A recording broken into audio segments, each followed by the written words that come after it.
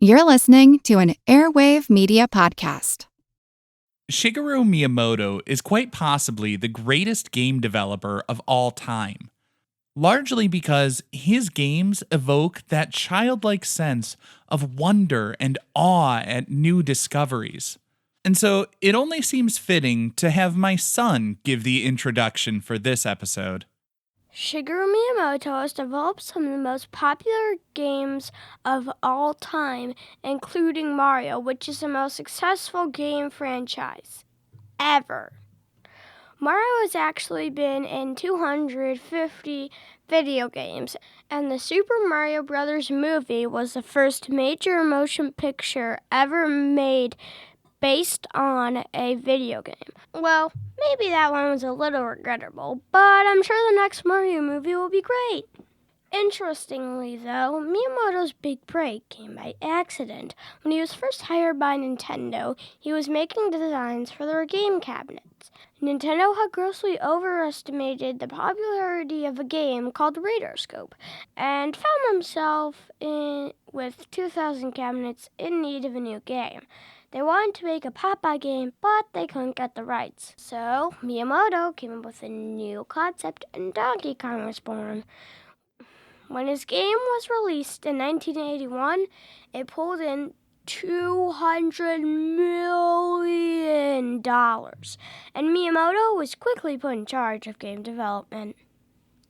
I feel like who art Ed? We'll try to splice it. Who art is Mr. Wood art Ed me? Good. Either way, it's ambiguous. It works on so many levels. I know. That's off to a great start. Welcome to Who Arted, where we explore visual arts in an audio medium. I'm your host, Kyle Wood, and today we're going to be looking at the work of Shigeru Miyamoto.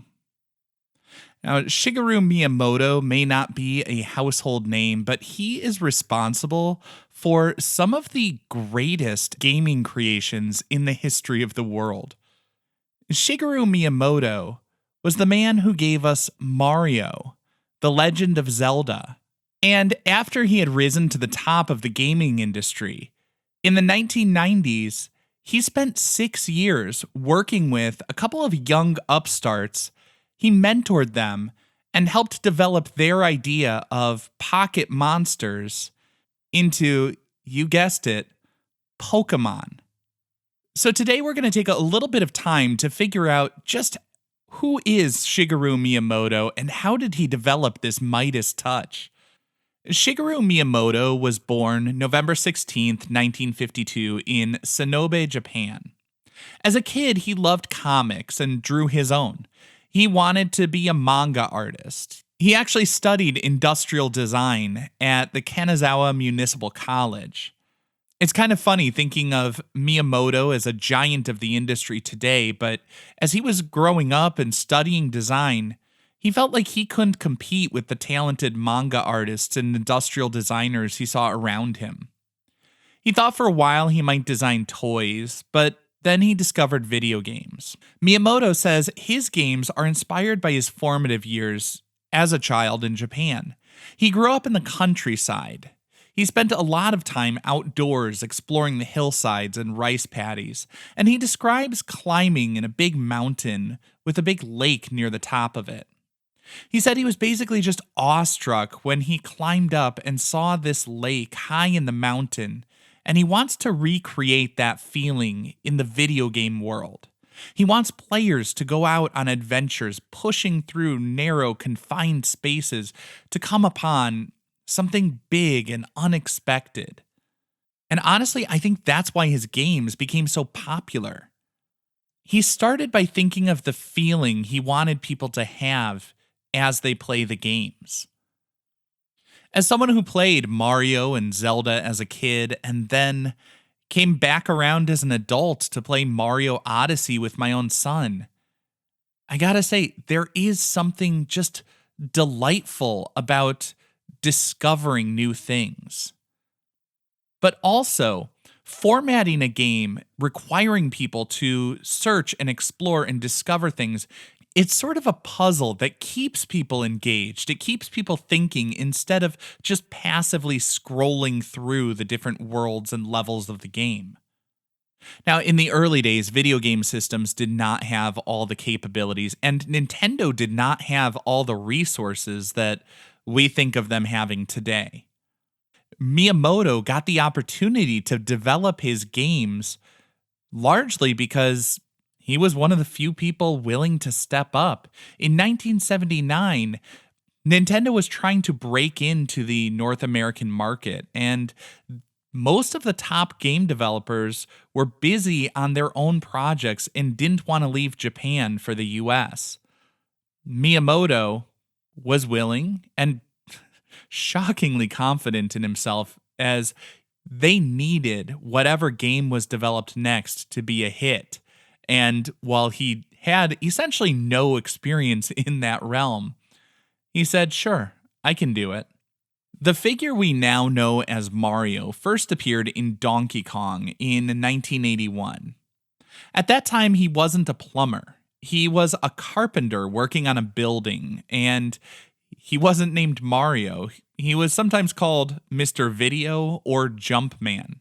The character didn't get the name Mario until one day the landlord for the Seattle offices came in and he was yelling at them about how the rent was late.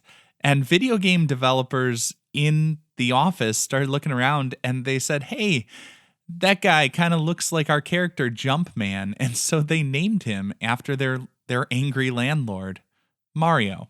Now, some other bits as to how that character came to be. He became a plumber in the Super Mario Brothers game, largely because they were developing a level that had a bunch of pipes and all of that. And they figured, well, since we've got all these pipes, it would make sense to make Mario a plumber. As far as the exaggerated features like the big nose, the bushy mustache, that came about largely just due to the practical limitations of the medium. In the 1980s, graphics were very simple. He was working with a grid of pixels just 16 by 16.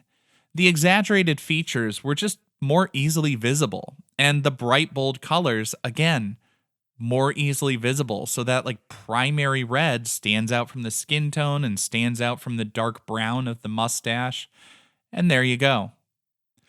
Of course, Miyamoto would also point to his love of comics as a kid. He said while he was growing up in Japan, he loved comics and particularly was fond of a number of Italian comics. This is how we end up with a Japanese man developing games in America about an Italian plumber. Ultimately, though, what I think I take away from the success of Mario, and like I said, he developed The Legend of Zelda and helped to guide the development of Pokemon. I think part of the reason that he was so successful is he's maintained a connection to the things he loved as a child. He's not thinking about what the market research indicates, what the latest trends are. He's remembering that feeling he had as a kid as he explored the things he loved, whether it was Italian comic books or the Japanese hillside. When you develop your art focused on joy and exploration and wonder, that feeling comes across to the audience. And that's why Shigeru Miyamoto is not just some guy who developed a couple of fun games. He developed something that goes beyond home gaming. They became cultural touchstones for multiple generations. This concludes this week's episode of Who Arted, part of the Airwave Media Podcast Network. If you found this tolerable, please leave a rating or review on your favorite podcast app. You can find images of the work being discussed this week and every week on social media at Who Arted Podcast on Twitter, Instagram, and TikTok, and of course on the website whoartedpodcast.com. Podcast done.